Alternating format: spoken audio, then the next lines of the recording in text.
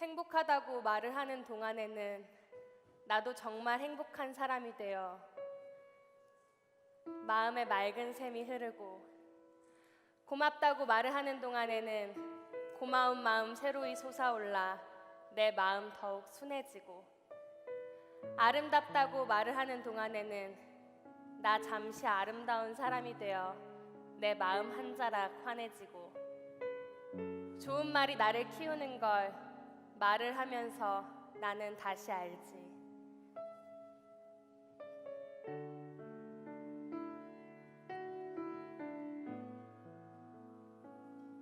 예술의 땅 위에 나무가 서 있다. 잠자는 나무를 깨우려는 바람의 연주가 시작된다.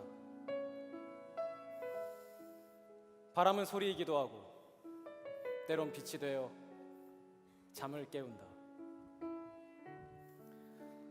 숲과 자연을 하나가 되게 하는 예술은 바람이다. 살아있는 바람, 그 생명의 소리이다. 황홀하기까지 한 찬란한 영혼의 그림이다.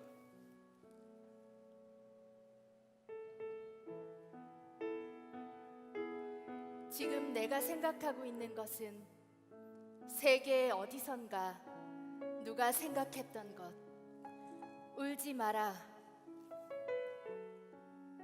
지금 내가 생각하고 있는 것은 세계의 어디선가 누가 생각하고 있는 것. 울지 마라.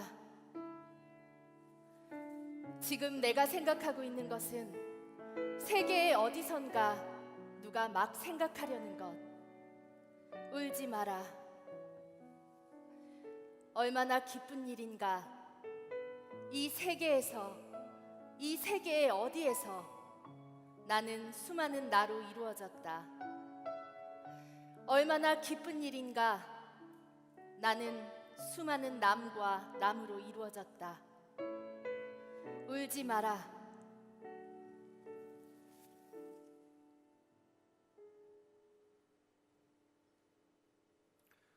한 남자가 내 친구 제이미 코언에게 물었다.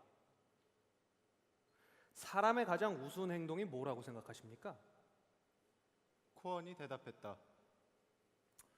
모순이죠. 어렸을 땐 어른이 되고 싶어 안달하다가도 막상 어른이 되어서는 잃어버린 유년을 그리워해요. 돈을 버느라 건강 따윈 안중에도 없다가도 훗날 건강을 되찾는데 전 재산을 투자합니다. 미래에 골몰하느라 현재를 소홀히 했다가 결국에는 현재도 미래도 놓쳐버리고요. 영원히 죽지 않을 듯 살다가 살아보지도 못한 것처럼 죽어가죠.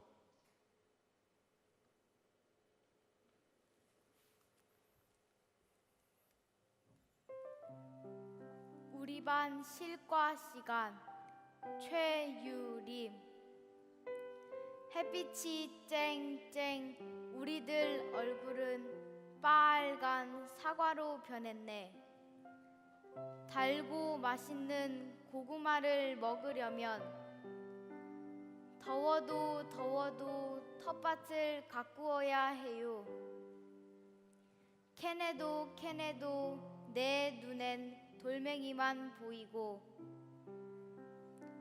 어느새 이마엔 땀방울이 송글송글. 지렁이와 벌레들이 꿈틀꿈틀 기어나오네. 징그러워도 징그러워도 텃밭을 가꾸어야 해요. 가을에 한 자루 고구마를 심어 구워 먹을까 쪄 먹을까 벌써 군침이 도네요.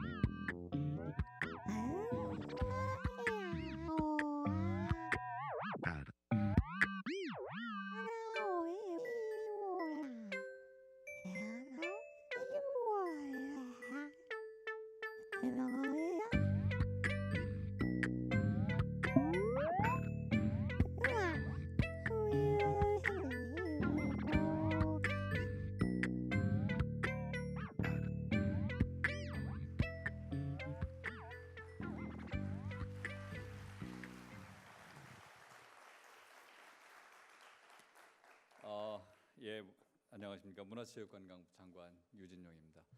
제가 여러 행사를 다녀봤는데 오늘 소개받은 게 제일 기분 좋았습니다. 바쁜 일정 중에 이렇게 자리를 해주신 여러 문화예술 교육 관계자 여러분께 감사의 말씀을 드립니다. 이번 주는 유네스코가 제정한 세계문화예술 교육 주간입니다. 진심으로 축하드리고요. 이 기회에 우리가 정말 문화예술 교육이 얼마나 중요한가에 대해서 다시 생각해보는 그런 계기가 됐으면 좋겠습니다. 이번 교육 기간의 주제는 문화예술 교육 말을 걸다라고 들었습니다. 어떻게 문화예술 교육이 말을 걸까 생각해봤습니다. 말을 건다는 것은 소통과 공감의 시작이라고 할 수 있죠. 문화예술과 교육이 서로 교류하고 친근하게 다가서는 것입니다. 문화예술 교육이 국내 생활 속으로 들어가는 것이라고 생각을 합니다. 저는 개인적으로 문화예술 교육이 가장 중요한 일이라고 생각을 합니다. 제가 처음에 문화체육, 지금 이제 문화체육관광부가 됐습니다만 제가 처음에 여기 들어와서 일을 시작할 때 문화공보부였습니다. 그때 제가 문화공보부에 들어와서 제일 처음에 시작을 한 일이 문화예술 정책을 담당하는 사무관으로 일을 시작을 했습니다. 그 당시 제가 관심을 가졌던 거는 지금 문화예술진흥기금이죠. 문화예술위원회가 운영하고 있는 문화예술진흥기금을 얼마나 효율적으로 예술가들한테 나눠줘서 그들이 창작 활동을 할 수 있게 할 것인가. 그게 제 과제였습니다. 나름대로 굉장히 고민을 많이 하고 그것을 통해서 우리 사회가 얼마나 창조적으로 바뀔 수 있을까를 제 과제로 생각을 했었습니다. 결국에는 글쎄요, 지금 생각하면 제가 과연 그 과제에 성공을 했다고 생각을 할까요? 저는 제 스스로 생각할 때 성공 못했다고 생각을 합니다. 제가 한 정책에 의해서 세상이 바뀐 것보다는 예술인들이 스스로 많이 세상을 바꿔 놓으셨죠. 그만큼 창조적으로 했고, 제가 나중에 후회를 한 거는 제가 보다 일찍 문화예술 교육이 중요하다는 사실을 깨닫고 문화예술 교육에 조금 더 힘을 썼으면은 저는 세상이 지금보다는 훨씬 더 많이 좋아졌을 것이다 라는 그런 후회를 했었습니다. 좀 긴 설명을 드리면 이런 거죠. 저는 예술의 어떤 공급적인 측면만 자꾸 생각을 했지 수요에 대해서는 생각을 안 했다는 겁니다. 뒤늦게 제가 수요가 굉장히 중요하다는 걸 깨닫고 그 수요를 만드는 것이 문화예술 교육이다라는 것을 알았지만 그렇게 시작한 지 몇 년 되질 않았습니다.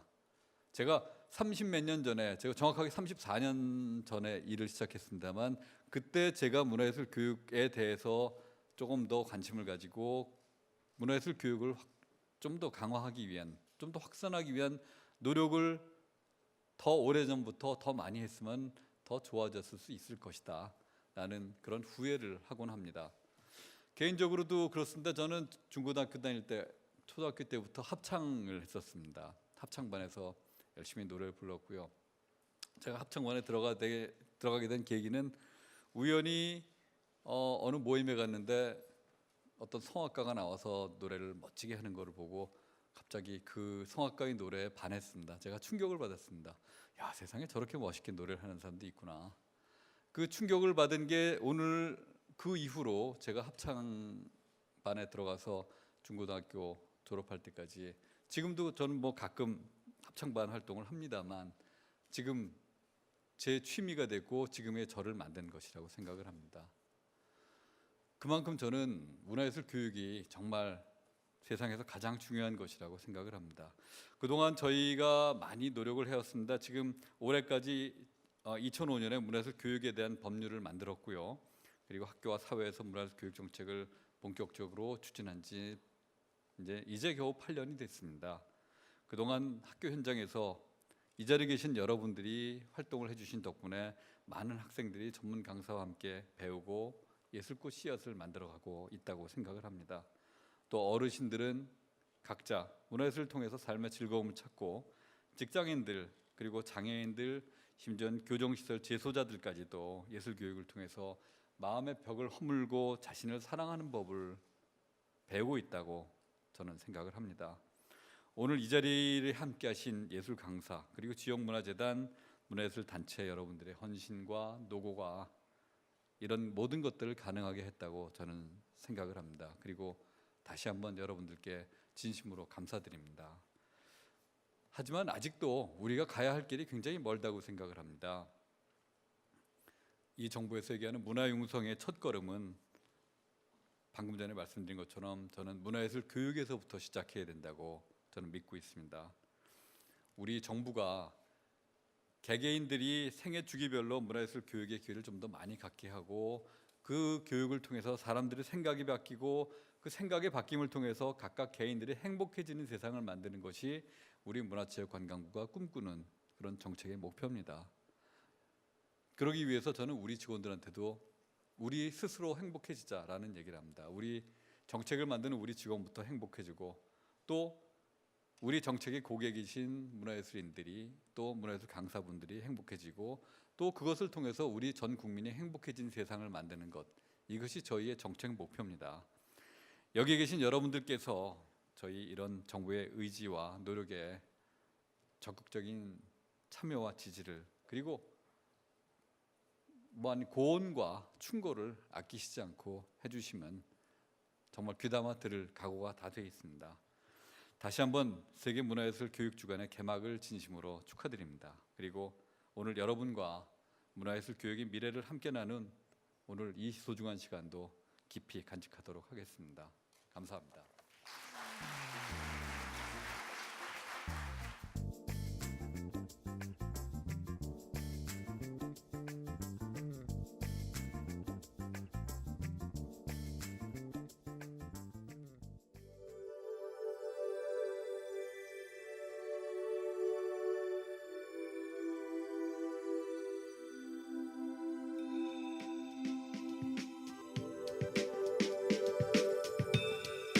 안녕하세요. 아닙니다. 정말 보통 사람, 우리가 요즘 보통 사람이라고 믿는 아마추어라고 부르는 사람들이 이제는 그 경계를 허물고 그리고 정말 자기 삶을 토대로 그것을 기반으로 진실된 이야기를 소통할 수 있는 그런 21세기를 맞이하였다는 게 굉장히 중요한 거죠. 그래서 여러분도 언젠가 곧 작가가 될 수 있다는 얘기를 이 교육주간 행사를 통해서 여러분들이 한번 자각하는 그런 좋은 경험의 시간이 되셨으면 좋겠습니다. 여러분 오셔서 함께 즐기세요. 감사합니다.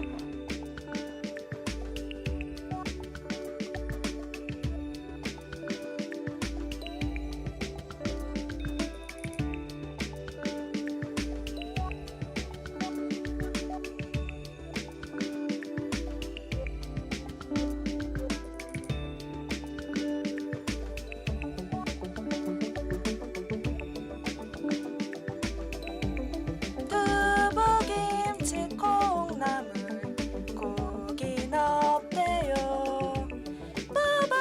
빠바빠바빠바빠. 이런 기회를 좀 바라고 있었거든요. 그래서 녹음하기도 너무 좋고 이게 첫 번째거든요.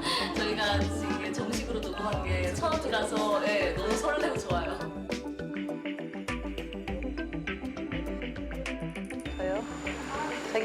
저는요 붕떡튀 김형숙이에요. 그래도 이렇게 써놓으니까 사람들이 다 쳐다보고 가잖아. 높으니까 목 빠진다 그래. 읽어보느라고. 저요 저기 있네요. 붕떡튀. 여기서 오셨을 때 뭐가 제일 많이 나가느냐 물어갖고 제가요 80떡이 제일 많이 나간다 그랬어요.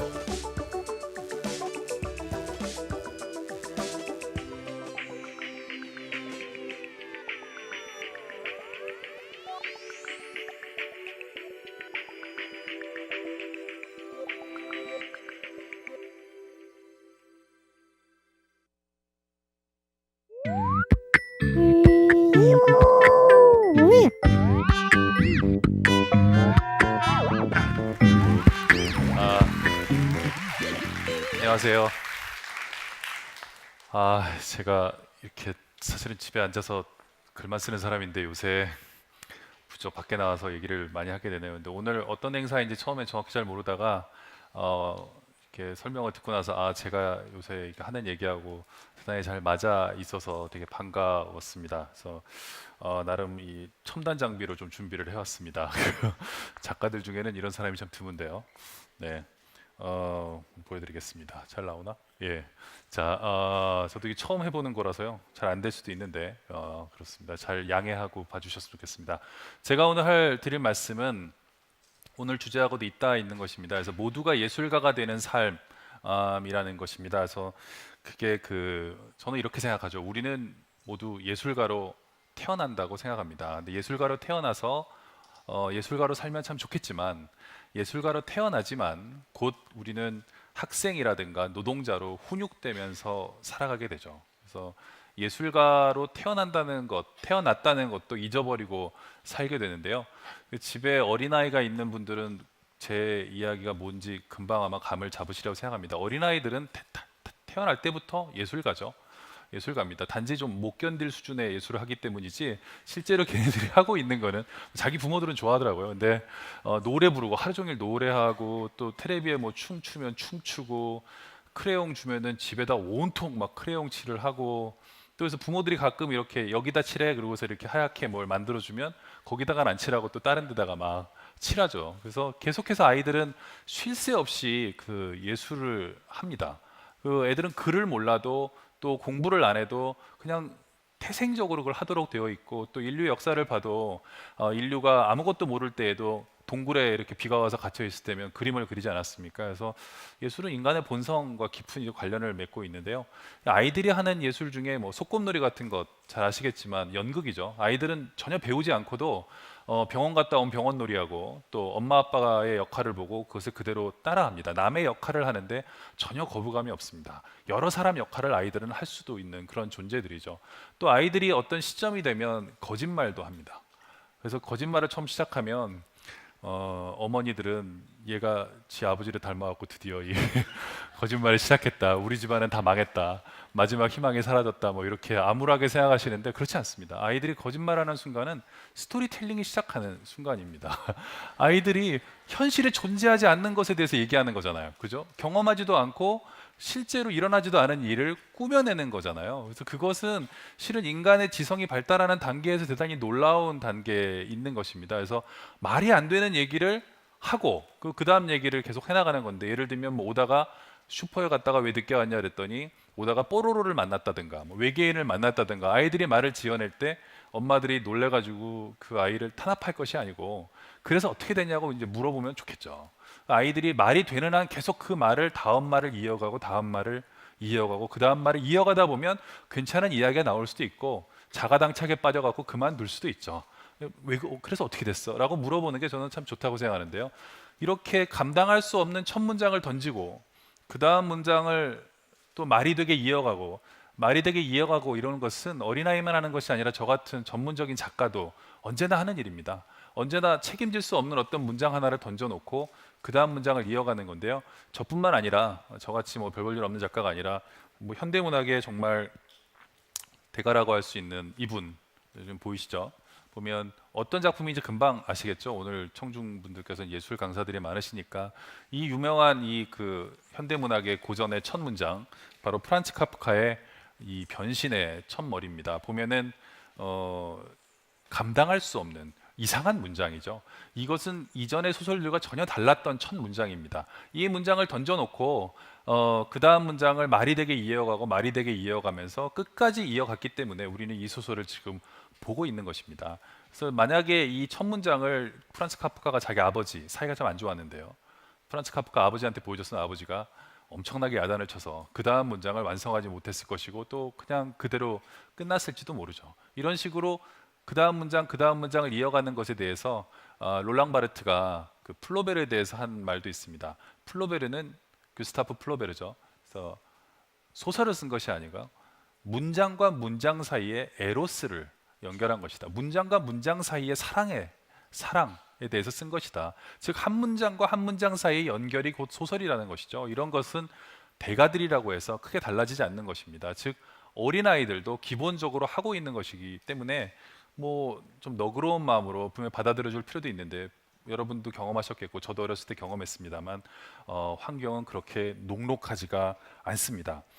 그 아이들은 이런 즐거운 그 예술을 하다가 어떤 순간이 되면 아이들은 더 이상 예술을 즐거워하지 않게 됩니다. 언제부터냐면 대체로 학교에 들어가면서부터 아이들은 서서히 예술에 대해서 흥미를 잃습니다. 레슨이 시작되면 또 대부분 흥미를 잃어요. 피아노 레슨 저도 어렸을 때 받아봤습니다만 혼자서 이렇게 언니나 뭐 누구랑 다른 사람들하고 연탄곡 같은 거를 칠 때 재밌죠. 젓가락 행진곡 같은 거 칠 때 재밌지만 선생님한테 엄마가 돈을 줘서 그 강습을 시키면 그때부터는 계속 도돌이표 잘할 때까지 계속 훈련을 시키면서 많은 아이들이 이제 흥미를 잃게 됩니다. 그리고 그 뒤에 학교 가서 점수로 매겨지는 그런 예술이라는 것은 아이들의 많은 그 예술에 대한 흥미를 잃어버리게 되는데요. 또 그렇지 않다 하더라도 학교에 가서 학생이 된다는 것부터가 다른 형의 인간이 된다는 것을 의미합니다. 제가 아까 예술가로 태어났다고 말씀드렸지만 그러나 우리는 노동자나 학생으로 훈육되는 것입니다. 노동자나 학생으로 훈육될 기본은 가만히 한 자리에 앉아 있는 거예요. 예술은 위험하고 분방한 것이죠. 그래서 똑바로 앉아 있어 이렇게 가르치게 됩니다. 제가 최대천 교수님, 동물행동학 하시는 최대천 교수님한테 얘기 들은 게 있는데 인간과 동물의 행동 중에 가장 다른 행동이 뭔지 아느냐? 동물이 절대 하지 않는 행동이 강의 행동이래요. 강의 행동 바로 여러분이 하고 있는 것입니다. 한 사람이 나와서 떠들 때 조용히 듣는 거예요. 안 떠들고 대단히 문명화된 행동을 하고 계십니다. 이런 것은 동물은 절대로 이럴 수가 없어요. 하여간 아이들 그리고 성인들은 이 과정을 통해서 어른이 되고 어렸을 때 예술가로 태어났지만 그 어린 예술가를 자기 내면의 어딘가에 깊이 감춘 채로 우리는 이렇게 멀쩡하게 살아가고 있는 겁니다. 남이 말할 때 조용히 떠들지 않고 앉아서 경청하는, 말이 좀 시답지 않더라도 들어주는 척하면서 가만히 앉아 있는 거, 이게 성인의 교육받은 자세라고 할 수 있습니다. 또 우리는 나중에 직장인이 되는데 일을 하게 되면 예술과는 특히 거리가 멀고 심지어 저 같은 예술가조차도 일로 예술을 하게 되면 그때부터는 더 이상 그렇게 즐겁지가 않습니다. 그래서 이것에 대해서 프랑스의 소설가 미셸 뚜르니에가 명언을 하나 남겼습니다. 일은 인간의 본성에 맞지 않는다. 하면 피곤해지는 게 그 증거다. 하면 피곤해요. 일은. 예술 어렸을 때 생각해 보세요. 아이들은 지칠 줄 모르고 뭔가를 그려요. 정말 봐주기 힘든 그림이지만 자기는 즐거워요. 그렇습니다. 여기 예술 강사분들이 많이 계시다고 들었는데 아이들에게 가르치면 아이들 즐거워하죠. 즐거워합니다. 그러나 자, 이제부터 여기까지 너네들의 할당량은 얼마니까 여기서부터 여기까지 1조는 40점을 그리고 2조는 50점을 그리고 내일까지 제출하도록 그러면 벌써 약간 흥미가 떨어지는 것 같죠. 이게 그 일이 되면 그때부터는 더 이상 즐겁지 않은 단계로 넘어가게 됩니다. 그렇다고 해서 우리 마음속에 있는 어린 예술가가 죽어버리느냐? 그렇지가 않습니다. 제가 그 많은 사람들을 요새 이 주제와 관련해 갖고 만나보는데요. 그 사람들이 이게 억눌려 있잖아요. 인간의 어린 예술가가 자기 안에 억눌려 있을 때 예술적인 이런 충동은 음습하게 나타납니다. 스토리텔링을 하면 재밌게 했을 사람이 악플 달고 있죠. 그리고 막 악성 루머 같은 거 만들어내고 그것도 스토리텔링이에요. 음습해서 그렇지. 그다음에 음모 이론 이런 거 만들어내는 거 해보면 재밌습니다. 그리고 그다음에 노래방 같은 데 가서 직원들 노래 못 부르게 상사가 호텔 캘리포니아 같은 거 긴 노래 악을 쓰면서 부른다던가, 네, 그분이 혼자 집에서 기타를 배우고 그래서 얼마나 행복했겠습니까? 그러나 시간이 없죠, 직장인들. 그래서 노래방 갔을 때 간주 긴 노래, 그런 노래 부르면서 민폐를 끼치게 되고, 또 예술을 하려는 마음이 이 충동에 억눌렸을 때 대부분 시기심으로 나타납니다. 그래서 자기 마음대로 예술을 하고 발산하는 사람에 대해서 어떤 적개심을 갖게 돼요. 저도 소설가가 되지 못했을 때는 남의 소설에 대해서 아주 혹독한 비평가였습니다. 저게 소설이냐, 뭐 여러 가지 그렇게 비평을 잘할 수가 없어요. 그리고 뭐 잘 쓴 건 하나도 눈에 들어오지 않고 못 쓴 것만 막 눈에 들어왔죠. 하지만 제가 소설을 쓰기 시작한 이래로는 매우 너그러워졌습니다. 뭘 이렇게 심하게 얘기하고 그래? 좋은 점이 많구만. 이렇게 바뀝니다. 자기 내면에 있는 이 시기심, 아주 나쁜 감정이죠. 이건 원초적인 감정입니다만 이것이 우리에게 결코 좋은 영향을 끼치지 않는 그런 것입니다. 그래서 이런 것을 가진 채로 우리는 학교를 다니고 또 직장을 다니고 또 이렇게 나이 들어갑니다. 그리고 예술을 한다는 것은 영원히 정말 다른 사람의 이야기처럼 이 생각하면서 살아가게 되는 것이죠. 제가 중학교 때 얘기를 하나 말씀을 드리고 싶은데요. 이 중학교 때 저도 이제 학교에 들어가가지고 뭐 여러 가지 예술 활동들을 하지 않겠습니까? 그때는 어목한 80년대였으니까 지금 여러분들 학교 현장과는 다르리라고 생각하는데 경복궁으로 갔어요. 그 경복궁으로 사생대회를 가서 모두 그림을 그리는데 저는 좀 이상한 학생이었어요. 그래서 검은색이 너무 마음에 들어서 검은색으로 막 이 도화지를 새까맣게 칠했어요. 새까맣게 칠했더니 칠하는데 약간 뒤통수가 서늘해서 봤더니 선생님이 뒤에 서 계셨어요. 그래서 선생님이 영화는 지금 뭘 그리고 있니? 그래서 갑자기 생각이 안 나서 둘러대기를 어두운 밤에 까마귀가 나무에 앉아서 울고 있어요. 그랬더니요 선생님이 영화는 미술에는 참 재능이 없는 것 같은데 스토리텔링에 재능이 있구나. 나중에 좋은 작가가 되겠어. 라고 말했으면 얼마나 좋겠습니까마는 어목한 80년대에는 그런 일은 일어나지 않았습니다. 나와 이 새끼야. 그래가지고 정말 귀를 잡아 당겨서 이상하게 사생대회는 같은 날 많이 하는지 여중생들도 많이 오고 그랬는데 거기로 저를 앞으로 끌고 나가가지고 경복궁에 어딘가에 저를 세워놓으셨어요. 세워놓으시고 정말 개망신을 주셨는데요. 그 뒤로 저는 미술의 흥미를 잃고 점점 더 음습한 스토리텔링의 한 길로 나아가서 지금 이렇게 이상한 스토리를 쓰는 그런 작가가 되었을지도 모릅니다. 하여간 그 선생님은 저를 아주 혹독하게 혼내셨고 어떤 말도 들으려고 하지 않았고 앞에 경복궁이 있는데 왜 밤에 낮인데 왜 밤을 그려? 이러면서 저를 탄압하셨습니다. 그런데 제가 나중에 대학생이 돼서 대학교를 졸업하고 나서 배낭여행이라는 걸 가봤더니요 이런 그림이 있어요. 그죠? 유럽에 가봤더니 그냥 제가 그린 거랑 아주 비슷한 그림인데 스위스 바젤에서 제가 발견한 그림이고요. 그 다음에 이거 뭐 황토벽지 아닙니까? 그죠? 노란색을 쭉 발라놨어요. 하지만 이분들의 저와 다른 점은 저처럼 이렇게 어설픈 설명을 시도하지 않고 무제, 둘 다 제목이 무제예요. 언타이틀드 딱 이렇게 해놓으니까 그럴듯하죠. 제가 너무 억울했어요. 저는 두들겨 맞았는데 두 사람들은 현대미술이라고 걸려있구나 이런 생각이 들었던 것입니다. 그리고 나중에 뭐 또 계속 돌아다녀 보니까 말만 잘 붙인 사람들도 있었어요. 이 작품은 파블로 피카소의 황소라는 작품인데 뭘로 만들었을까요? 그렇죠. 유명한 작품. 자전거 안장과 핸들. 우리 주변 어디서나 구할 수 있는 이런 것으로 만든 것입니다.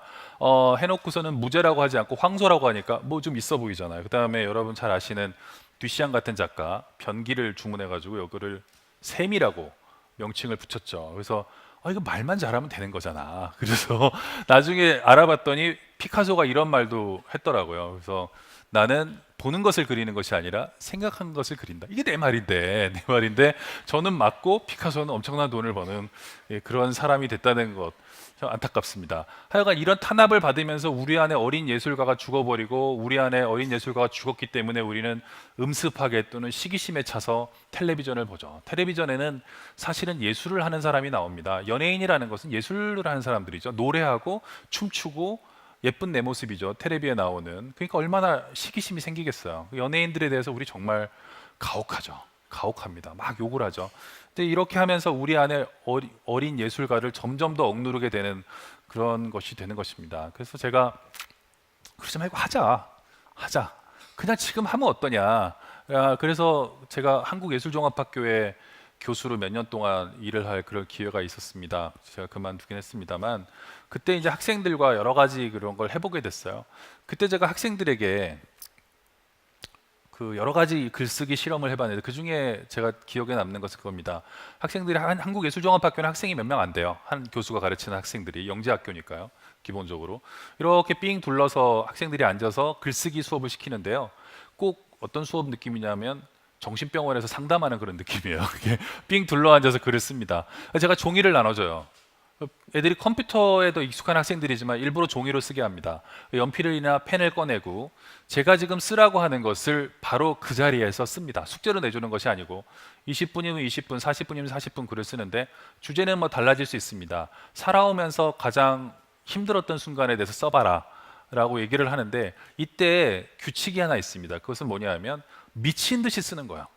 미친 듯이. 제가 수건 돌리기 하는 사람처럼 돌아다니면서 학생들에게 2분 정도, 5분 정도 생각할 시간을 주고 그 다음에 첫 문장을 쓴 뒤부터는 무조건 달리라고 합니다. 빨리 빨리 써. 그리고 야 미친 듯이 쓰는 거야. 그래서 학생들이 처음에는 저항하지만 한 두 문장, 세 문장 넘어가면요 고개를 드는 학생이 아무도 없습니다. 순간적으로 확 빨려들어요. 글이라는 건 그런 무서운 힘이 있죠. 빨려들 뿐 아니라 미친 듯이 써야 하기 때문에 무슨 얘기든 막 되든 안 되든 막 쓰는 거예요.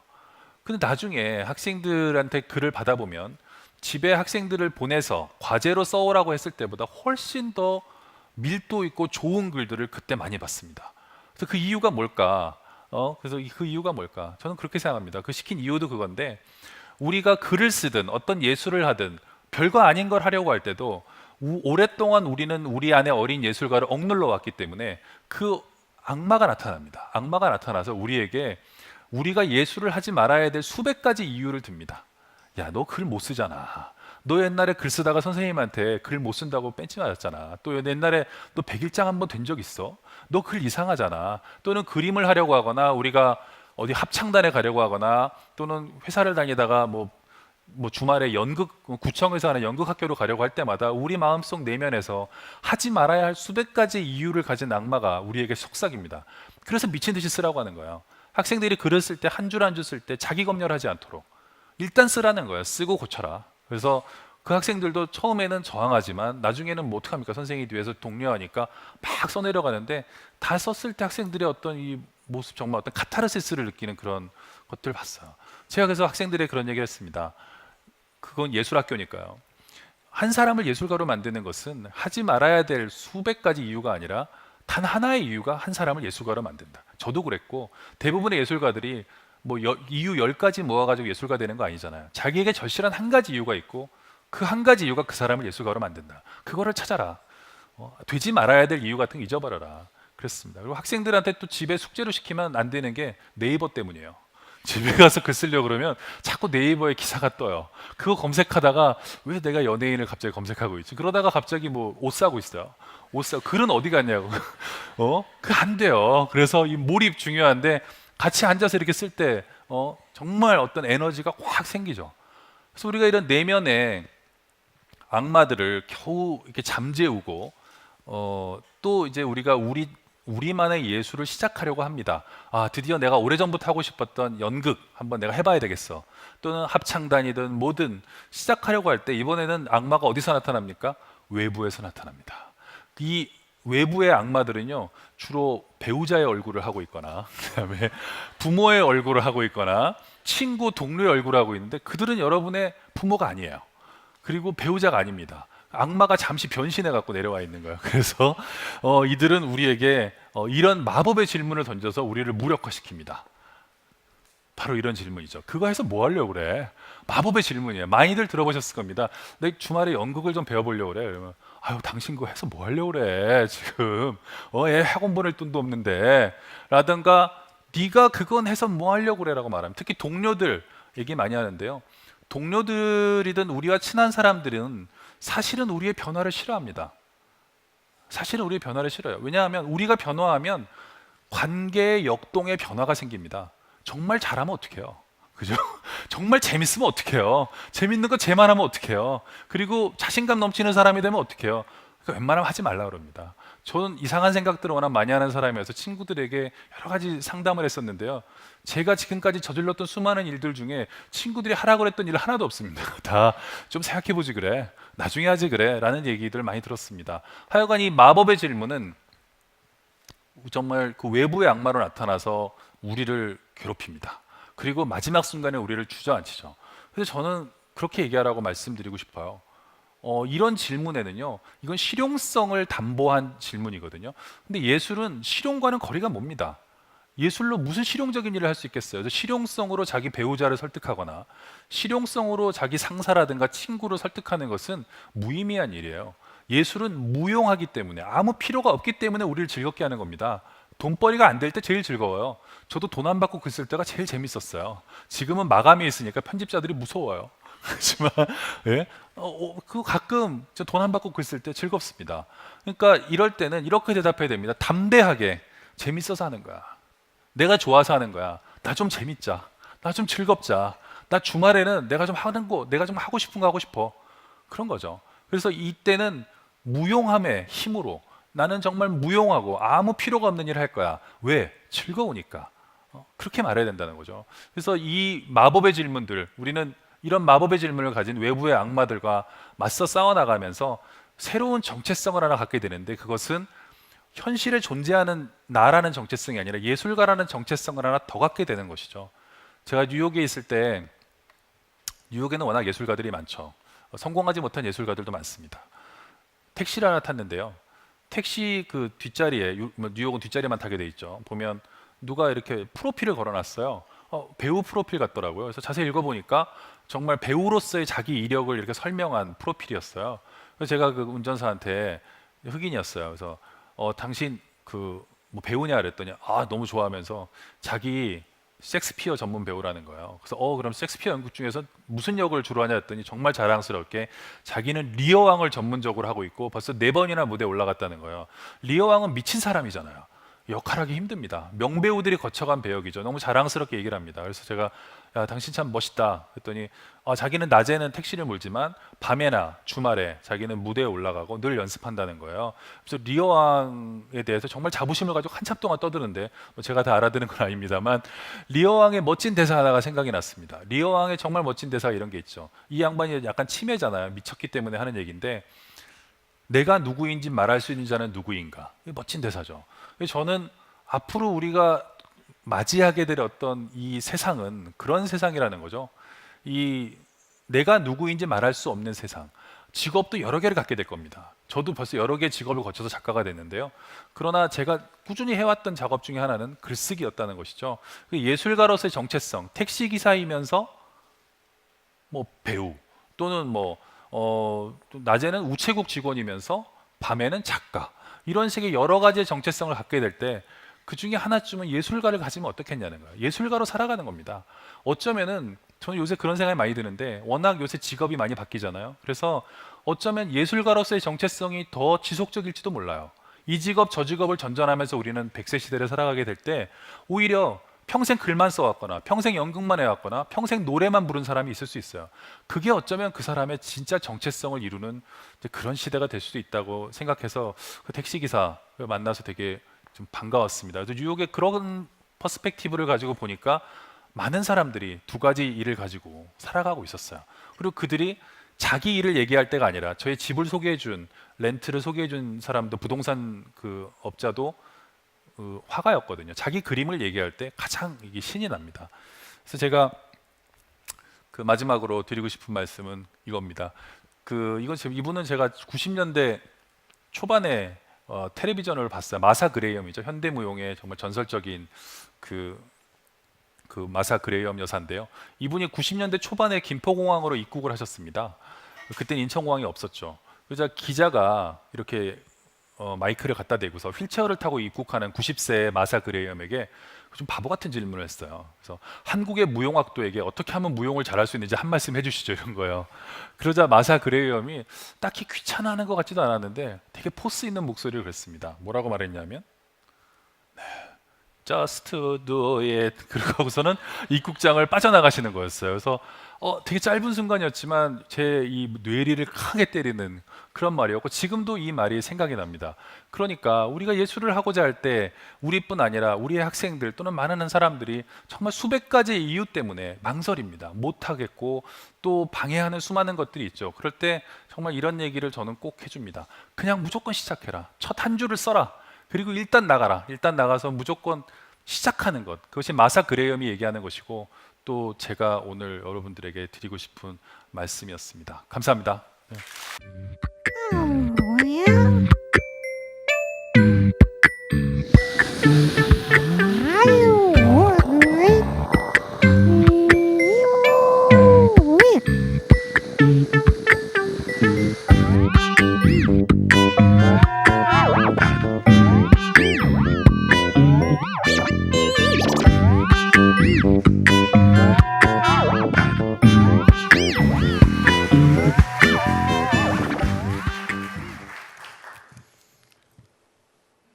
Distinguished Minister of Culture, Sports and Tourism, Distinguished President of Korean Arts and Cultural Education, ladies and gentlemen.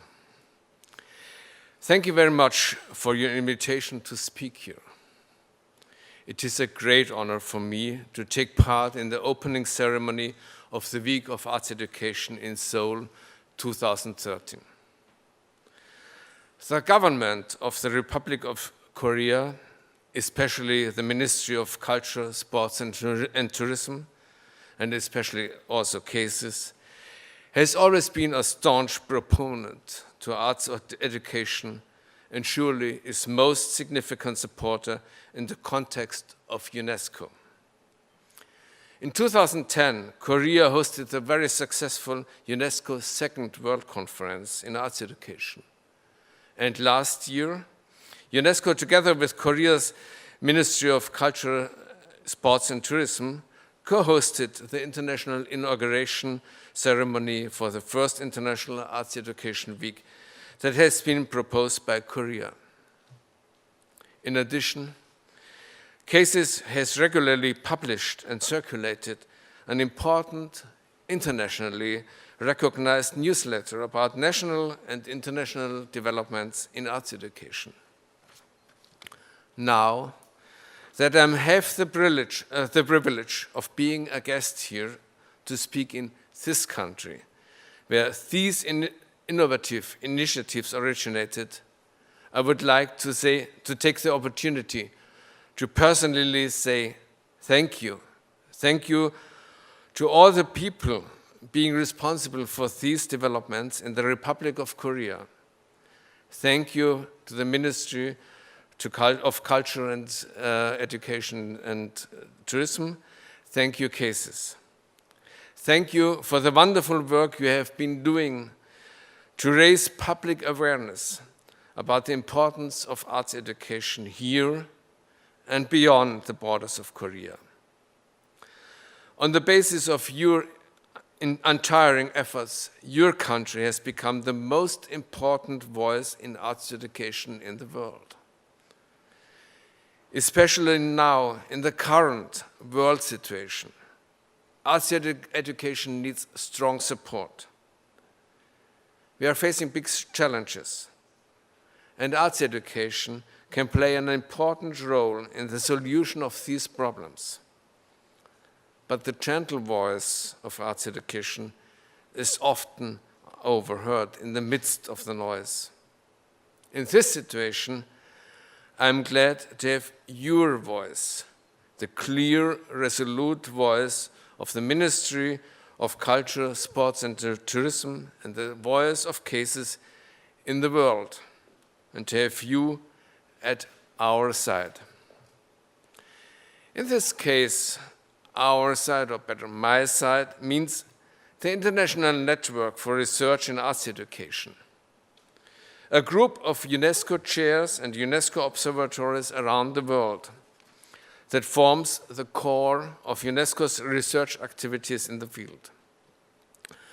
The 130 researchers in arts education from more than 40 countries who attended a conference in Germany last week asked me to deliver this greeting to you.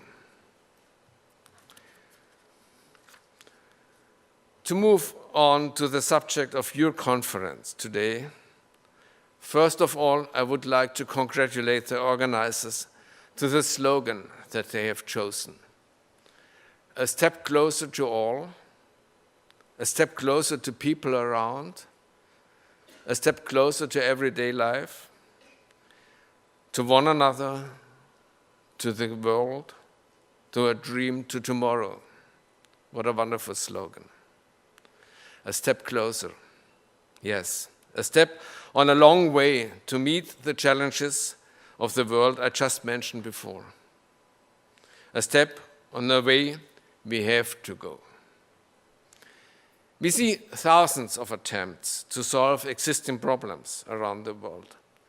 For instance, unemployment, illiteracy, hunger, military tensions, civil rights.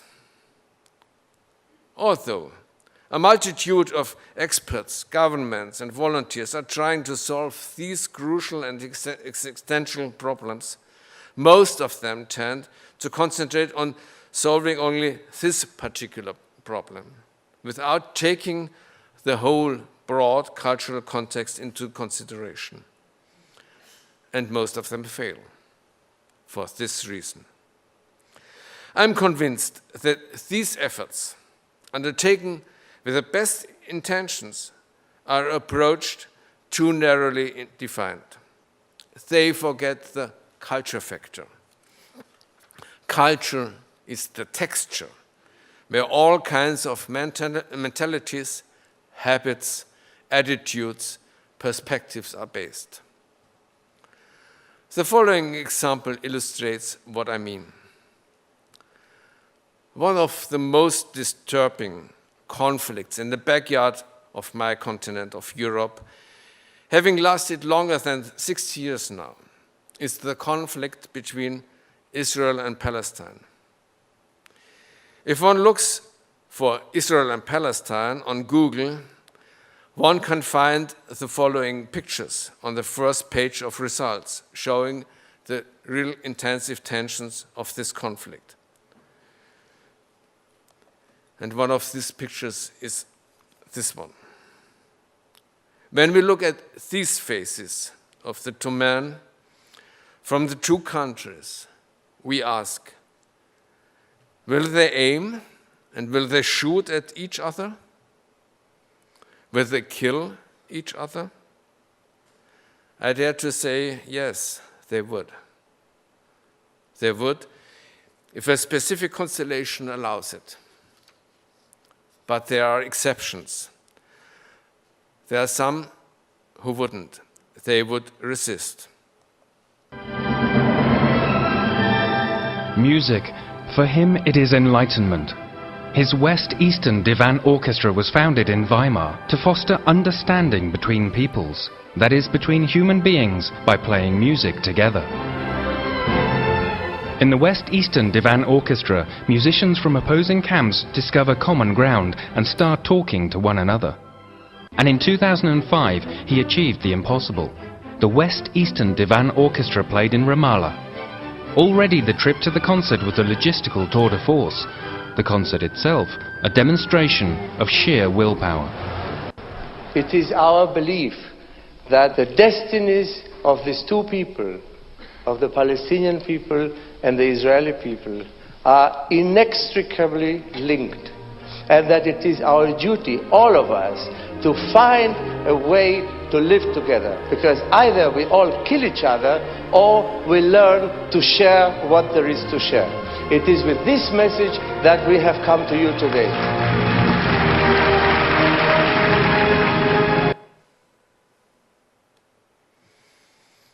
What this project shows is that arts education cannot be something for only few or particular people. To have one step closer to the dream of peace, one needs, and this experience is shared by all ordinary people. Only then, when we take a step closer to all, like your slogan declares, we will have successful arts education. Just let me tell you more about Barenboim's project. Barenboim is the general music director of the German Berlin State Opera, and as well as at the West Eastern Divan Orchestra. The name of the latter is based on the title of the book, of a very important book, The West Eastern Divan by Goethe, Germany's most important writer, besides Kafka, who lived 200 years ago. You briefly saw the monument of Goethe in the video. The inner structure, the inner grammar of Barenboim's project seems to be quite simple: to bring together two groups in a third space, which is neutral for both, and where the two groups create something new. New for themselves and new for the audience. The new thing, the creation, is something which belongs to the realm of beauty, to the realm of the arts. And beauty has the power of transgression. In this example, we can find 4 factors which form the inner grammar. First, the arts as a third space. Second, joint creation, which is not free of conflicts, of course, but one that is bound to an aesthetic considerations. Third, a person of integrity whom peoples can trust. And fourth, a goal which is worth for working it. Let me come back to the issue of UNESCO. Why is this important to deal with arts education in the context of UNESCO? I think there are a lot of reasons, but there is one main one. Arts education can be used or misused for various purposes. That is why we need a normative framework of values within which we are able to define the purpose of the efforts undertaken in arts education. And UNESCO can deliver this framework. I just mentioned the 4 factors of success of projects like Daniel Barenboim's. And the 4th factor is what I would call the important goal. UNESCO delivers this framework of important goals. Education for all, for instance, is one of the main goals. Again, you can find here a close link to your slogan, a step closer to all. The Seoul Agenda, the major outcome of UNESCO's Second World Conference, is the best example of how UNESCO's normative approach has been developed in mutual and participative discussions to face the current challenges. The Seoul Agenda served as the central reference document during the discussions at our meeting last week in Germany, too.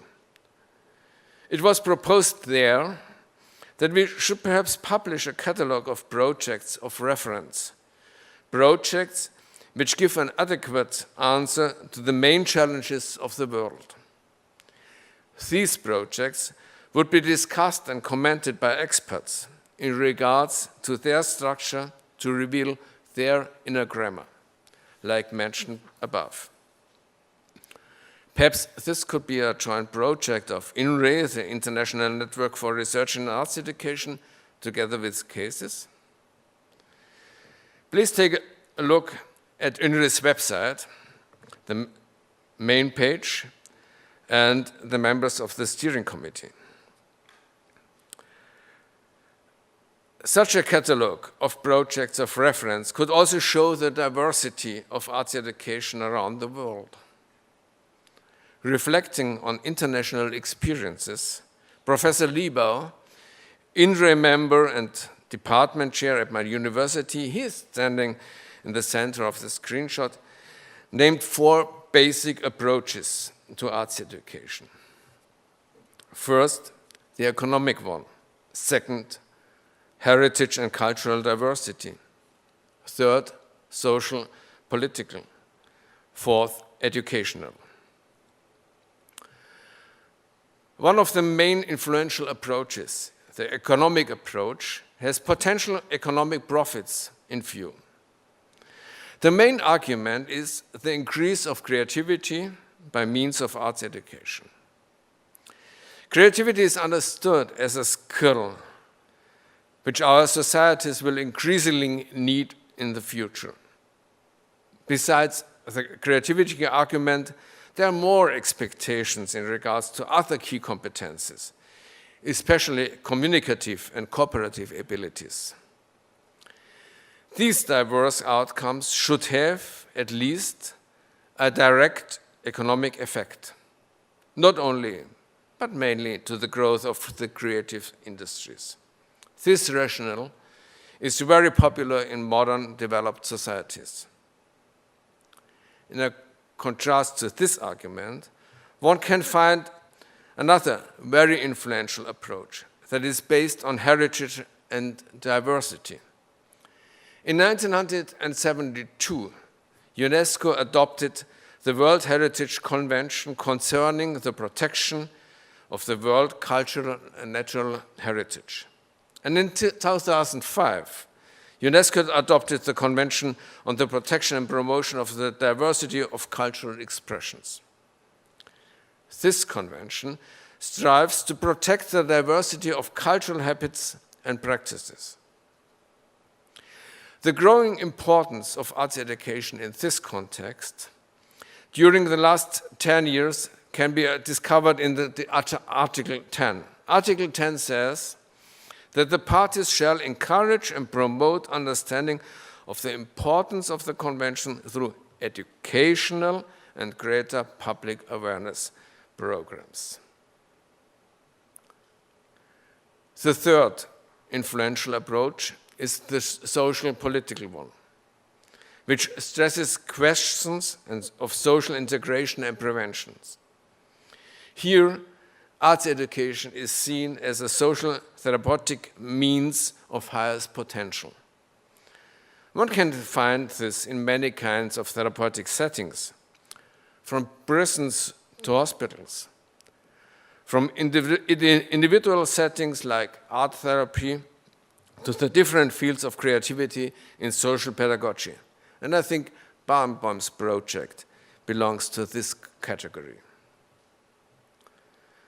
One more approach, which traditionally dominates the field of arts education, especially in Central Europe, where I'm coming from, focuses on the educational process in regard to the intrinsic value of the arts.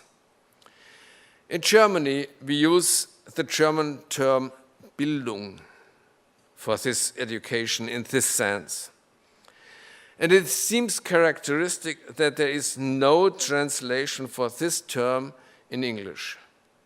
Bildung aims at the development of one's personality, aims at the enrichment of the biography through experience of the arts in productive and receptive processes. Thereby, arts education is seen as one of the most important parts of the quality of life in the sense of Bildung.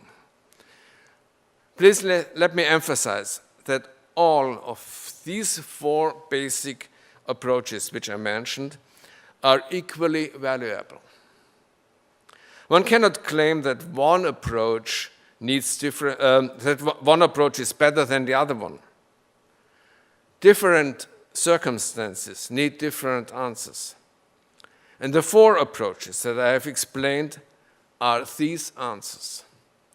And all of them follow the idea that arts education must give these chances to each person. Let me give you an example in Germany. In Germany, one can find many agencies and stakeholders whose goal is to foster arts education and to bring it to all the people around to everyday life. We have governmental bodies at the federal, the state, and the local levels engaged on the one hand, and we have several private institutions, especially foundations, on the other. I would like to introduce one of these foundations, the Mercator Foundation. One of their main interests is to foster arts education in Germany. They call it cultural education, as you can see on the front page of their website. Mercator Foundation claims, we wish to increase the importance of arts education in Germany. Education must play a key role in our society to continue to thrive in the future. As this is the only way we will be able to face the challenges of the globalized world. The importance of cultural education for the acquisition of knowledge, personality formation, creativity, and sustainability is still often underestimated. One can find the four approaches here combined. Looking more closely to the projects of Mercator, We can identify the same mixture of approaches again. MacArthur Foundation, for instance, supports the initial phase of concrete innovative projects. The Language Through Arts project uses the arts to promote language acquisition in a fun and creative way outside the school environment. School students of migrant background broaden their linguistic expression and capabilities through active artistic aesthetic engagement in the Folkwang Museum. That could nearly fit to your approach. Art offers a number of highly concrete ways in which to engage intensively with objects and experiences, such as paintings. Students can use their own bodies to reenact what they have seen, or can paint or draw for themselves. The impression they have gained from a particular picture. This makes it easier for them to express concepts that they may not yet be able to describe using language. The project gives students the opportunity to approach language in a playful manner, dispelling fears and building motivation. At the same time, however, they are also familiarized with important artworks and cultural institutions, such as a museum. This helps break down any barriers. This was a quotation from the website of MacArthur. I hope I could give you some insight into the strategy of a German private foundation. However, I would like to add that from my standpoint as an academic at a university, it is important that such projects and structures should be founded in the context of research. To come to my final remarks,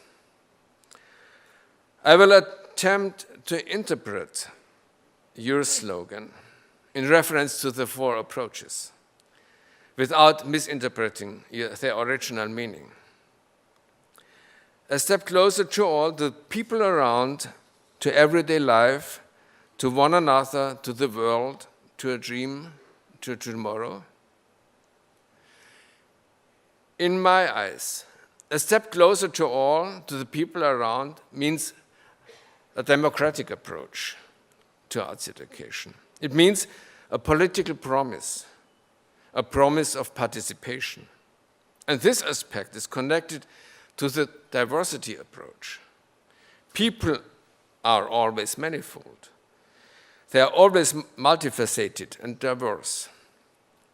In the second part of your slogan, especially in the phrase, a step closer to a dream, I recognize the approach of Bildung, the German term I used before.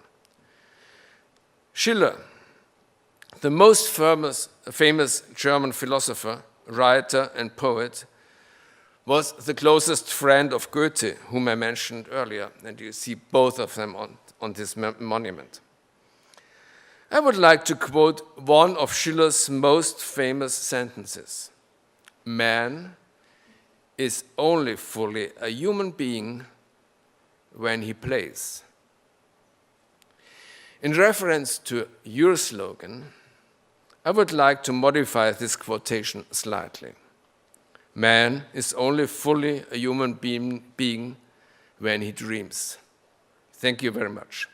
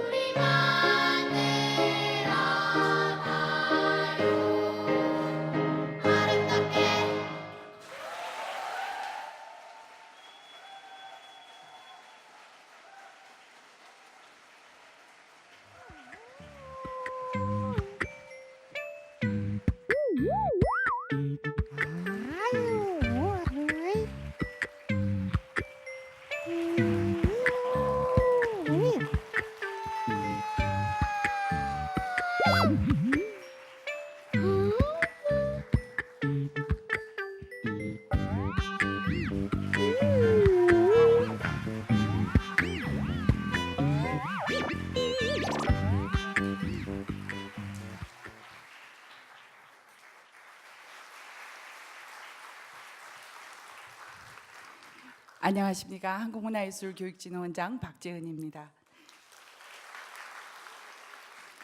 저는 2013년 세계문화예술교육주간의 개막을 선언하기 위해 이 자리에 섰습니다. 2012년 5월 제1회 세계문화예술교육주간 행사에서 느꼈던 잔잔한 감동과 여운을 올해 다시 여러분과 함께 나누고 싶습니다. 올해 주간 행사는 특히 일상적이고 다채로운 프로그램을 통해 문화예술 교육의 의미를 찾고 우리가 경험했던 감동을 문화예술 교육이라는 힘으로 우리 주변 사람에게 말을 걸어보고자 합니다.